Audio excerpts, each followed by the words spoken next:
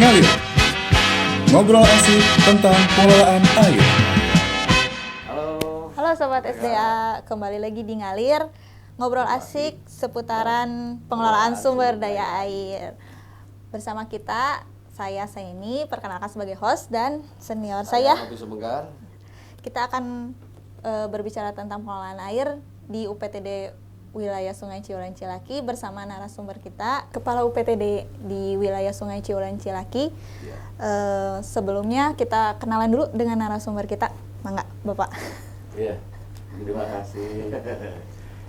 Sampurasun, Sobat SDA dan Baraya Jawa Barat. Assalamualaikum warahmatullahi wabarakatuh. Ya, kebetulan Pak Elvan ini sebagai Kepala UPTD PSDA wilayah Sungai Ciulan Cilaki, Pak ya? Iya, betul. Nah, sini kan PSDA itu adalah pengelolaan sumber daya air. Iya. Ada kata pengelolaannya ini. Nah, mungkin dari Sobat SDA atau siapapun ingin tahu pengelolaan sumber daya air khusus di UPTD Ciulan Cilaki ini, Pak. Apa aja sih Pak kira-kira yang dikelola ini, Pak? Iya, makasih ya Bung Novi ini sebagai host.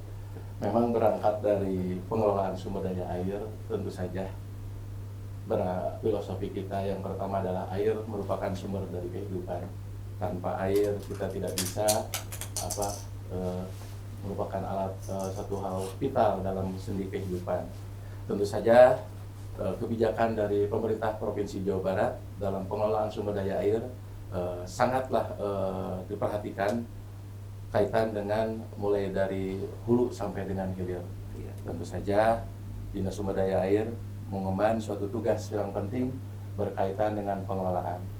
Pengelolaan di sini yang disebutkan oleh Mas Kopi barusan berkaitan dengan pilar-pilar, mulai dari konservasi, mulai dari pendayagunaan, mulai dari pengendalian daya rusak air, partisipasi masyarakat, juga sistem informasi. Disitulah terintegrasi yang dimaksudkan dengan pengelolaan sumber daya air. Nah, ada objek-objek tertentu barangkali tes ini ya untuk pengelolaan ini, Pak. Nah, apakah yang saya dengarkan ada wilayah sungai nih, apakah sungai aja atau apa aja, Pak? Ya, betul, tentu saja kaitan dengan sumber daya air. Di sini ada beberapa yang menjadi konsentrasi. Ya. Selain dari yang disebutkan tadi kaitan dengan konservasi, tentu ini berkaitan dengan situ, embung maupun waduk yang ada di wilayah Jawa Barat tentu saja. Dan ada juga pelayanan yang kaitan dengan ketahanan pangan. Disinilah fungsi dari pengelolaan irigasi.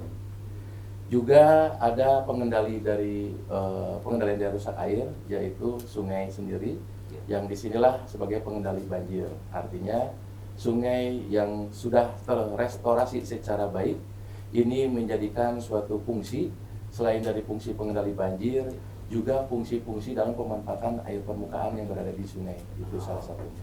Jadi adanya situ embung waduk, adanya irigasi, adanya juga sungai, dan tidak lupa juga adanya mata air. Mata air. Inilah yang katakanlah seringkali difungsikan, yang merupakan tolak ukur dari air tanah dalam pengelolaan sumber daya air. Artinya mata air ini sangatlah penting kaitan dengan sumber air yang mengalir demi kehidupan dari seluruh yang berada dari hulu sampai hilir.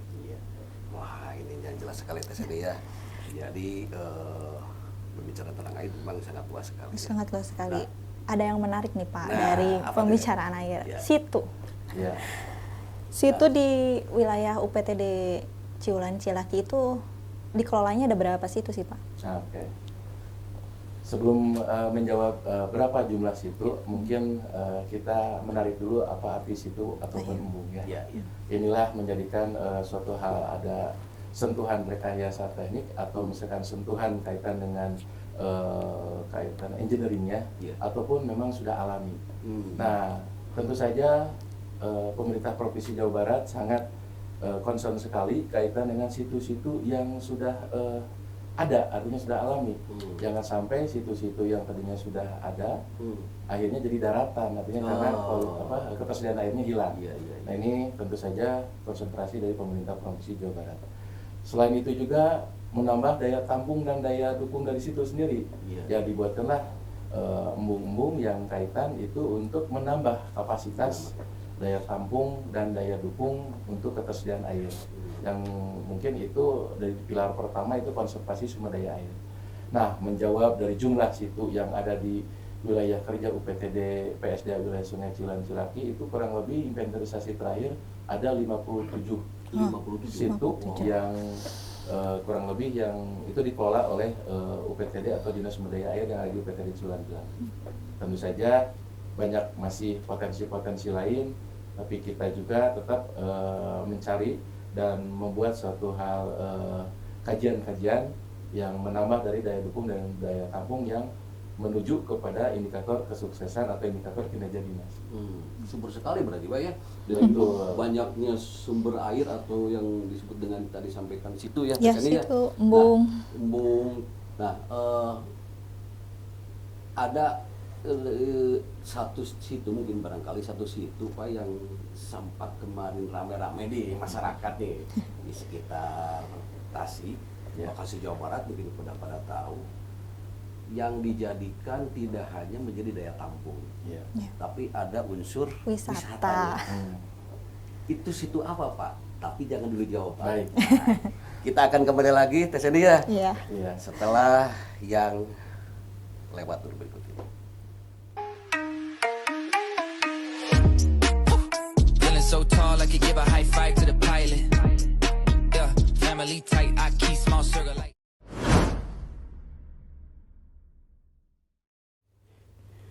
Hai Sobat SDA, kembali lagi di Ngalir. Kita akan terusin pembicaraan yang tadi sempat kepotong iklan ya. Tentang situ gede Pak. Iya. Situ yang menjadi objek wisata sekaligus daya tampung yang lumayan ngehip ya di Tasik. Itu situ apa Pak? Iya. Baik ya Mas Ani, terima kasih atas pertanyaannya. Tentu tadi kita sudah membahas kaitan adanya situ yang dikelola di wilayah UPTD Cilan Cilaki yang kurang lebih dari 57 buah situ yang dengan luasan kurang lebih itu 182,17 hektar dari total keseluruhan. Nah, akan tetapi sekarang ada pun program dari pemerintah Provinsi Jawa Barat yang kaitan dengan situ gede yang namanya situ gede Kota Tasikmalaya. Ini tentu saja program dari pemerintah Provinsi Jawa Barat selain dari untuk menjaga konservasi situ, tentu saja dalam hal destinasi wisata. Tidak lain dan tidak bukan konsentrasi pemerintah Provinsi Jawa Barat dalam destinasi wisata ini dalam rangka untuk meningkatkan ekonomi masyarakat sekitar khususnya maupun umumnya untuk peningkatan ekonomi di wilayah Jawa Barat juga.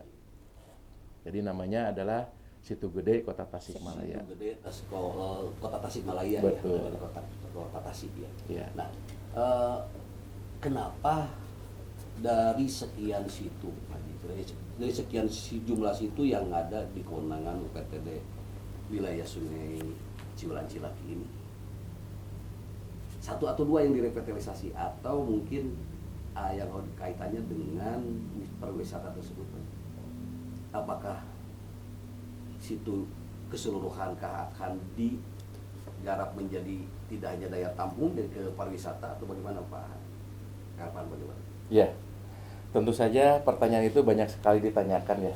Kenapa situ gede? Maaf, dalam arti banyak situ-situ lainnya. Betul. Tentu konsentrasi perhatian kepada semua dalam pengelolaan situ. Ada keunikan, artinya ada ciri khas tersendiri untuk situ gede Kota Tasikmalaya. Yeah.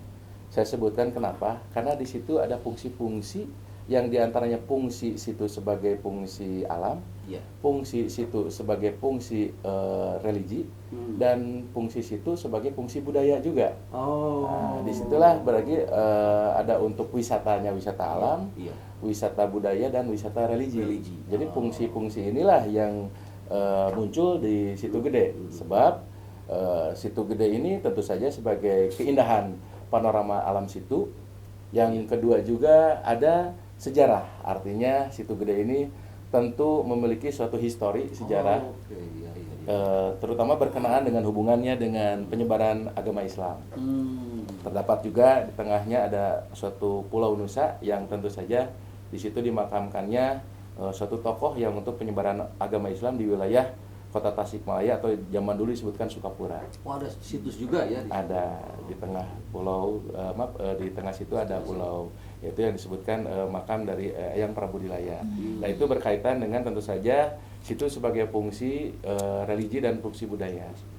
Nah, inilah kelengkapan dari Situ Gede, memiliki suatu konsentrasi atau menjadikan kebanggaan warga Kota Tasikmalaya karena jaraknya nggak terlalu jauh dari Kota Tasikmalaya untuk warga Kota Tasik dalam rangka berwisata ataupun dengan bersama keluarga datang ke wisata Situ Gede gitu, Pak. Jadi bisa terjangkau ya oleh siapapun ya, warga masyarakat yang ingin berkunjung ya. Jadi karena Betul sekali. lokasinya juga titiknya sangat strategis begitu Pak Afandi ya. Iya, betul. Nah itu sobat SDA barangkali yang ingin nanti berkunjung ya ke Situ Gede ini ya, Iya. bisa kapanpun, dan sekarang memang sudah dibuka untuk umum. Iya. Ya. Betul. Udah bagus itunya. Udah ngehip juga di media, Pak. Untuk revitalisasinya sendiri ada tantangannya, Pak, di Situ Gede? Baik, kaitan dengan pembangunan revitalisasi Sobat SDA, tentu saja Situ Gede terbangun di tahun kemarin 2022.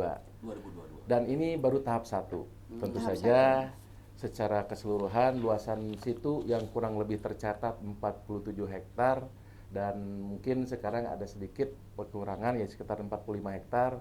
Ini tahap 1 baru berkisar hanya 16% kalau dari total perencanaan secara keseluruhan.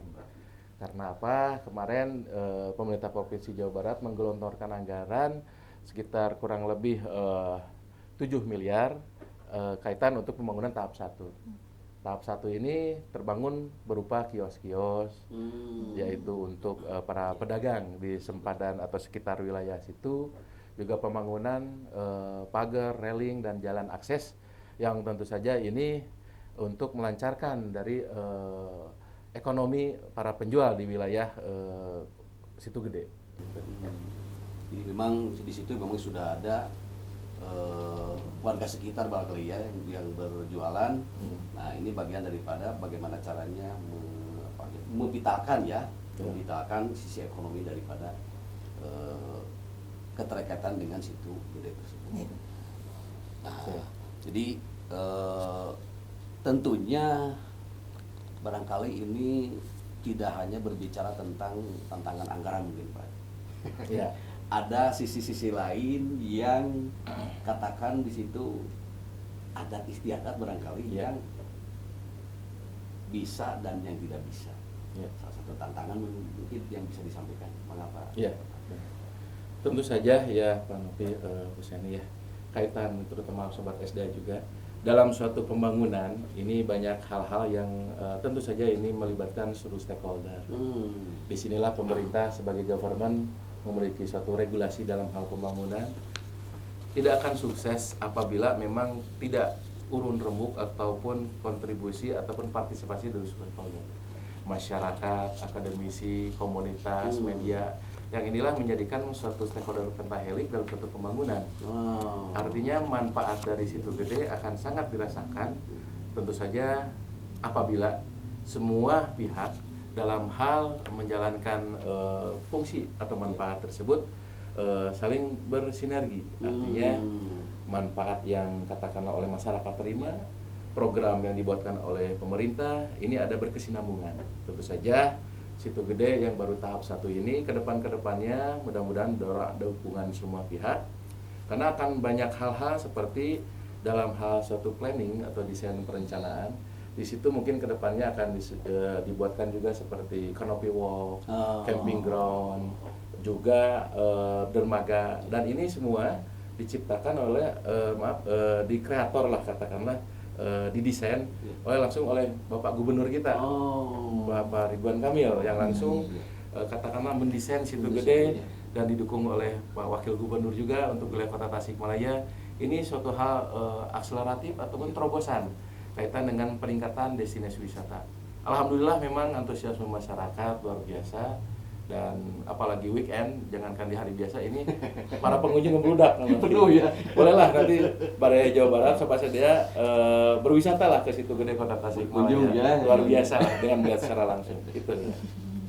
Ya, jadi memang dibutuhkan kolaborasi dan partisipasi dari berbagai pihak, Pak. Ya. Nah, Ngomong-ngomong tentang kolaborasinya nih Pak, baik. dengan OPD mana aja nih yang UPTD PSDA Ciulan Cilaki ini bekerja sama dengan OPD mana aja Iya. untuk Situ Gede itu? Oke. Kaitan dengan kolaborasi tentu saja di sini ada peran-peran penting selain dari pemerintah Provinsi Jawa Barat bersama OPD-OPD-nya, juga keterlibatan dari pemerintah Kota Tasikmalaya, juga tentu saja dari pemerintah pusat. Hal tersebut tentu saja selama pembangunan Situ Gede Kota Tasikmalaya yang tahap 1 kita diamanahi anggaran pembangunan. Artinya secara murni berdasarkan dari APBD murni, yaitu dari pemerintah Provinsi Jawa Barat dalam hal pembangunan, tentu saja hal tersebut berkoordinasi ataupun berkolaborasi. Kaitan dengan institusi, tentu saja ada institusi yang berkepentingan yang kaitan dengan menjaga fungsi-fungsi dari situ. Contoh misalkan dari kualitas air, kita berkoordinasi juga dengan Dinas Lingkungan Hidup yang ada di provinsi maupun yang ada di Kota Tasikmalaya. Juga dalam aspek setelah terbangun ada pemanfaatannya. Nah, kita juga berkoordinasi dengan pihak-pihak seperti yang ada di kota kabupaten juga ataupun provinsi kaitan untuk pemanfaatan ke depannya. Yaitu tentu saja pemanfaatan ini ada aturan regulasi yang dari hal mungkin pihak BPKAD maupun pihak BMPTSP itu kan ya, baik pun provinsi maupun kota, ini akan mengatur dari pemanfaatan kaitan dengan kesinambungan keberlanjutan dari Situ Gede bagi masyarakat yang akan memanfaatkan lahan tersebut. Gitu. jadi memang banyak sekali Ya, stakeholder banyak sekali bekerja samanya ya Pak. bersama selain daripada berbagai pihak ya, salah satunya yaitu dengan peran OPD-OPD yang ada di wilayah. Di wilayah yang bersangkutan. Ya, sebelum ke pertanyaan selanjutnya, kita akan berhenti dulu sejenak. Boleh. Kita akan lanjut lagi Sobat SDA setelah yang berikut ini. Jangan kemana-mana.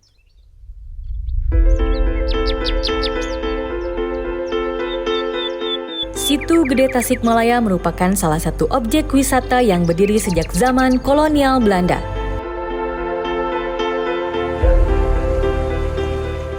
Tak hanya pesona keindahan alamnya, keberadaan makam Eyang Prabudilaya, salah seorang tokoh agama Islam dari Tasikmalaya yang berada di tengah situ juga menjadi daya tarik tersendiri. Dinas Sumber Daya Air bersama pemerintah Provinsi Jawa Barat mulai melakukan revitalisasi Situ Gede pada tahun 2022. Penataan ulang Situ Gede ditujukan untuk memberikan kenyamanan dan menguatkan kembali Situ Gede sebagai objek wisata yang memiliki beragam fasilitas seperti wisata air, wisata religi, dan wisata kuliner.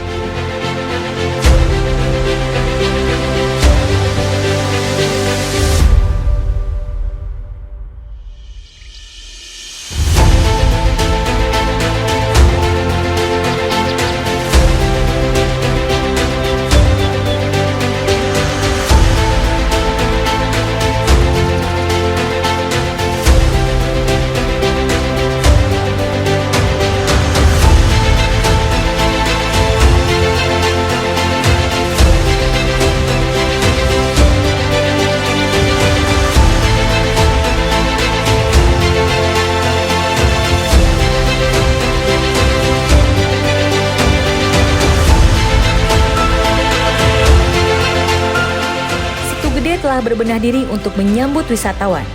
Selamat datang di Pesona Alam Situ Gede Tasikmalaya.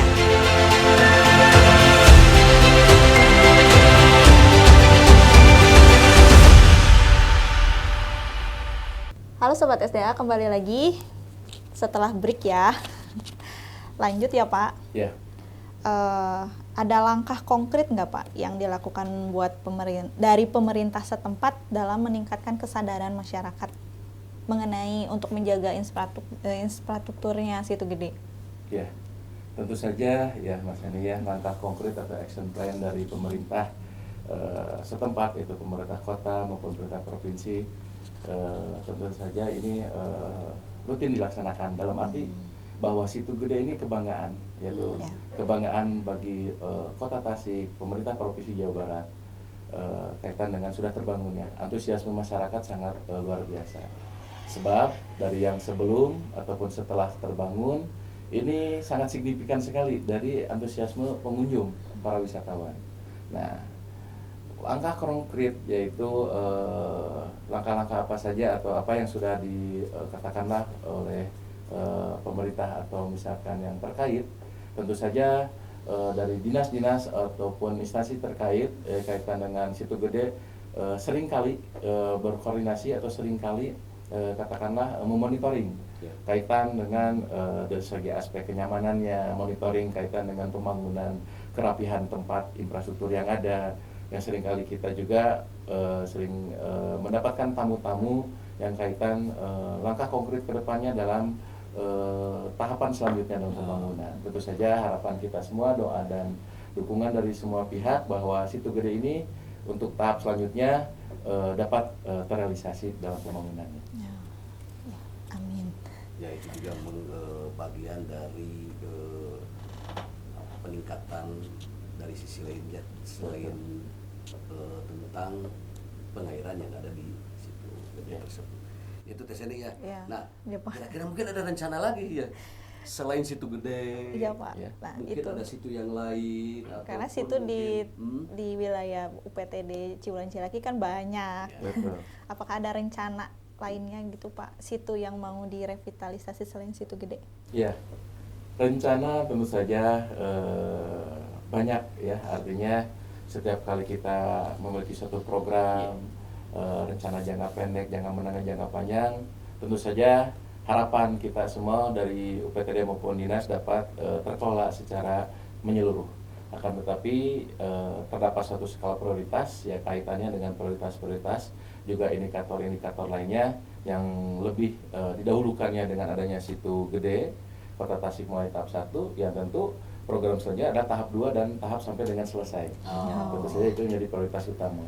Dan ada situ-situ lainnya yang tentu tidak kalah menariknya dengan panorama keindahan alamnya, seperti Situ Sanghyang ataupun adanya Situ Ciberem dan situ-situ lainnya yang tidak saya sebutkan. Tentu saja ini memiliki potensi-potensi di wilayah Jabar Selatan. Tentu saja mayoritas kita tentu di wilayah Kabupaten Tasikmalaya, karena Kabupaten Tasikmalaya ini memiliki suatu wilayah proporsi hampir 40% di 6 kabupaten 1 kota di wilayah kerja UPTD Cibulan Cilaki, yaitu dengan luasan hampir 2.152 km persegi gitu. Nah, ini kedepannya situ-situ yang menjadikan pengelolaan ataupun dalam hal revitalisasi untuk tahap sekarang di tahap 2 untuk Situ Gede Kota Tasikmalaya.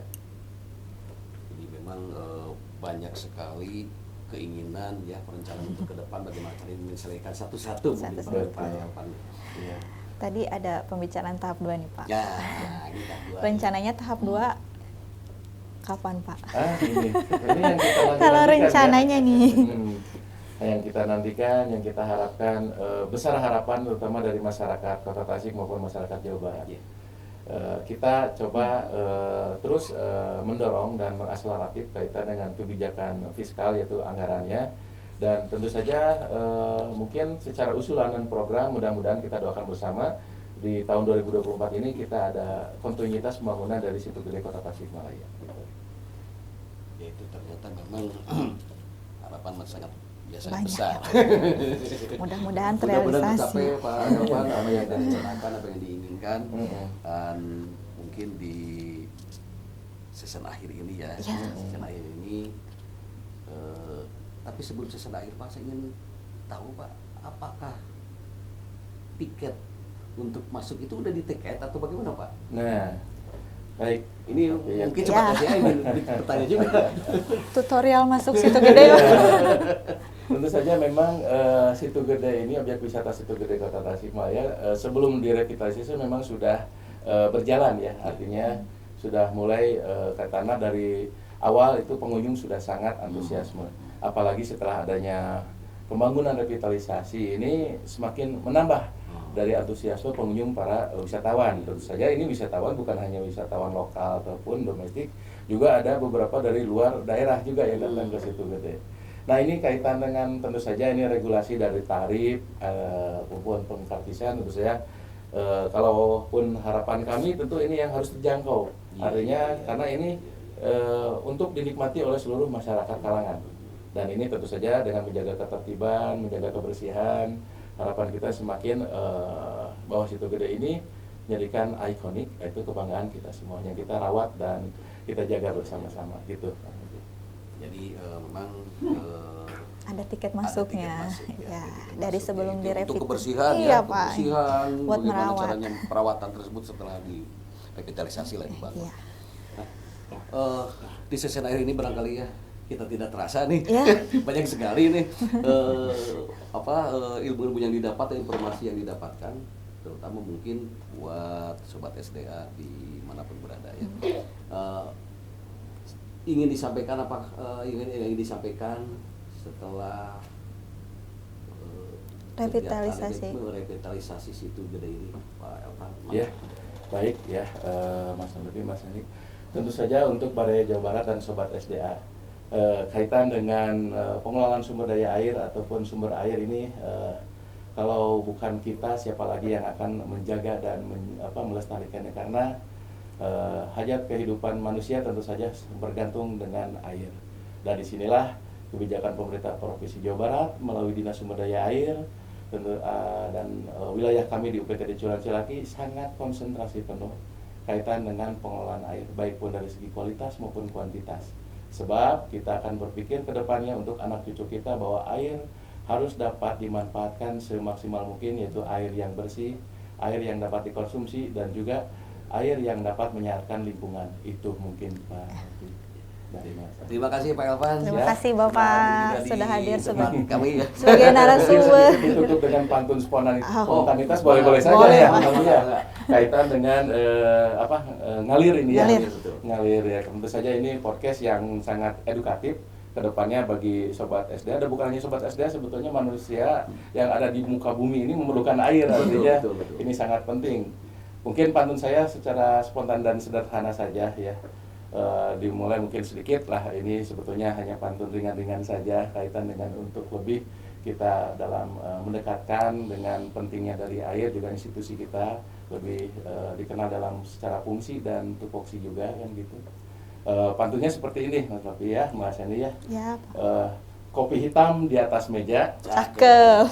ditemani roti rasa serikaya. Cakep. UPTD Ciulan Cilaki terus berkinerja supaya Dinas Sumber Daya makin juara. Itu saja ya. Terima kasih Sobat Dinas SDA. Ya, izin bermain untuk Aura kasih cukup sekian dan terima kasih.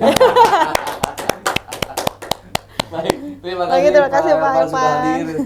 Dan mudah-mudahan kita akan ketemu lagi di episode selanjutnya. Ya, tentunya di Ngalir berikutnya. berikutnya. Ya, baik Sobat SDA, kita juga mohon undur diri, mohon pamit Dari podcast ini. dari episode ini. Dan kita akan ketemu lagi di episode mendatang. Ya. Terima kasih. Terima kasih. Sampai jumpa.